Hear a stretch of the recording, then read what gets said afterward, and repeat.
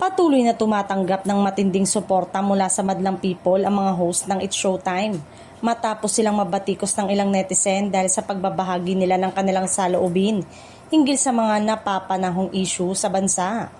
Sa kabila ng intriga at batikos online, marami pa rin ang naniniwalang may karapatan ng mga host na magpahayag habang patuloy nilang napapasaya ang publiko araw-araw.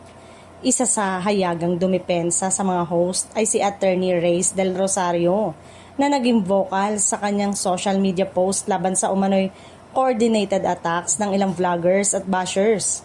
Partikular niyang ipinagtanggol sina Vice Ganda, Ann Curtis at Kim Chu na isa umano sa mga pangunahing target na pambabatikos online.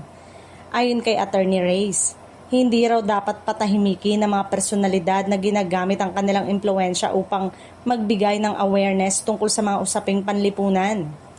Para sa kanya, hindi monopolyo ng kahit anong grupo ang opinyon ng publiko at bahagi ng demokrasya ang malayang pagpapahayag ng saloobin lalo na kung may malasakit sa bayan. Samantala, marami namang netizen ang naglabas din ng suporta para sa noontime show at sa mga host nito. Trending pa nga sa ilang social media platform ang linyang Protect Showtime at Protect Vice Ganda bilang pagpapakita ng suporta ng kanilang loyal viewers. Para sa ilang fans, mas nagiging relatable umano ang programa dahil hindi lamang ito puro aliwan kung nakakasabay rin sa mga usaping mahalaga sa lipunan. May ilan ding nagsabing kahanga-hanga raw kung paano nagagamit ang programa ang lawak ng reach nito para pagsamahin ng entertainment at social awareness. Ayon sa mga komento online, nananatili pa ring natural at masaya ang delivery ng mga host kahit may mga sensitibong usapin silang nababanggit paminsan-minsan sa kanilang programa.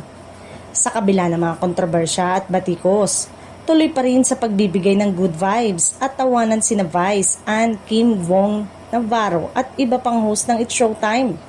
Patunay lamang ito na nananatiling matatag ang programa at suportado pa rin ng malaking bahagi ng madlang people.